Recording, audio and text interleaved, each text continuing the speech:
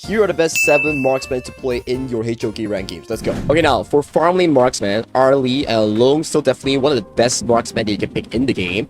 Arlie Parasolo is because of her strong mid game, able to play that 1v1 in the side lane, and her opportunity with her mobility is very good in the game itself. And Long Aoyin, his burst potential is very high, and his ultimate is like one of the best escape tools so far. You can play it to retreat, you play to play aggressive, very flexible as a hero. Only downside for Long is that he's not really strong in bursting down tanks, and downside for Arlie, she's not really strong in the late game compared to the other marksmen that I will introduce you in this list. Next up will be Marco Polo, more of a playmaker in the farm lane role, weak early but strong mid to late game with his long poke with a style 1. He doesn't need to go all in, but once he goes all in, it's a very big playmaking potential with his ultimate, which is like a blazing duet or like a pure barrage, a spinning ultimate, right?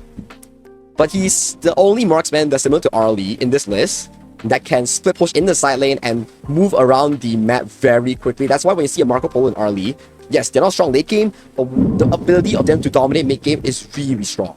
Next up on the list will be Lady Sun, one of the strongest laners in the marksman pool, capable of defeating any of these 3 marksmen. And the only difficulty of this hero is that it's very difficult to pick up. Yes, strong burst, strong laning, but you often think like, oh, after laning phase, why do I fall off and why do I die so easily? That's the difficulty of the Lady Sun, but if you master her, very rewarding of a hero. Now, for more late game marksman, Chano and also flowball marksman. For me, Chano is super duper good in this list because it counters marksmen like Arlie, Long, Marco Polo with his super strong laning here. The only downside about Chano is that he's weak in the mid game when he doesn't hit that 3 item power spike.